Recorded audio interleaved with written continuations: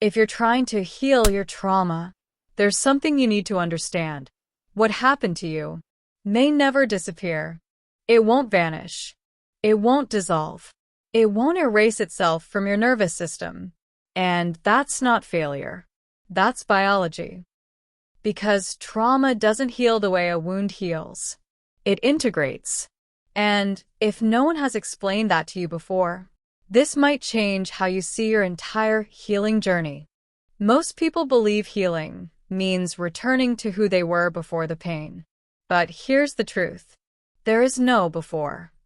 If you experienced emotional neglect, chronic stress, early responsibility, inconsistent attachment, your nervous system adapted, not because you were weak, but because you were intelligent. And when something adapts for survival, it doesn't simply uninstall itself. Microhook. So the real question is not, how do I erase my trauma? It's, how do I live without being controlled by it? That is integration. Integration means this. The memory may stay, but the charge changes. The trigger may appear, but the reaction softens. The past remains part of your story, without dictating your present. From a neurobiological perspective, trauma is not just memory. It is stored activation in the nervous system. When something overwhelming happens and there is no safety, the brain prioritizes survival over processing. The amygdala becomes highly active. The prefrontal cortex, the reasoning center, becomes less engaged.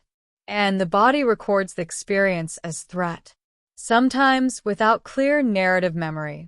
This is why you may not remember everything, but your body does. That's not weakness. That's how survival works. Let's clarify something important. Integration is not reliving everything. And it's not forcing yourself to feel everything at once. Because many adults who experience childhood trauma developed mild dissociation. Not dramatic, not cinematic, subtle. Feeling slightly detached, numb during conflict, emotionally flat during important moments. That is not necessarily depression. Depression often includes persistent low mood and loss of interest. Disconnection from trauma can look different. It can look functional. You go to work, you perform, you smile, but internally, there's distance. That distance was protection. And protection is not something you shame. It's something you update. Here's where many people get stuck. They think, if I still get triggered, I haven't healed. But integration doesn't mean zero triggers. It means awareness before reaction. It means space between stimulus and response. It means your nervous system begins to learn. This is uncomfortable, but it is not dangerous. That shift changes everything. And this is the turning point. Healing is not about becoming who you were before trauma. It's about becoming someone who can hold their history without collapsing under it. That is strength, not perfection. Integration looks like this.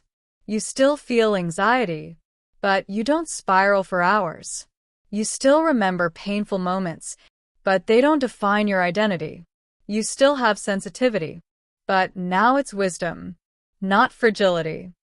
Your nervous system becomes more flexible, less rigid, less reactive, more regulated, not because the past disappeared, but because your body learns safety in the present.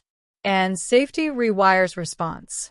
So if you're frustrated because you still feel echoes of your past, understand this.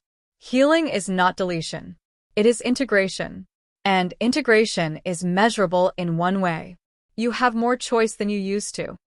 In the next episode, we're going to talk about the first practical step toward nervous system regulation. Because understanding integration is phase 1. Learning how to create internal safety is phase 2. And that's where real change begins.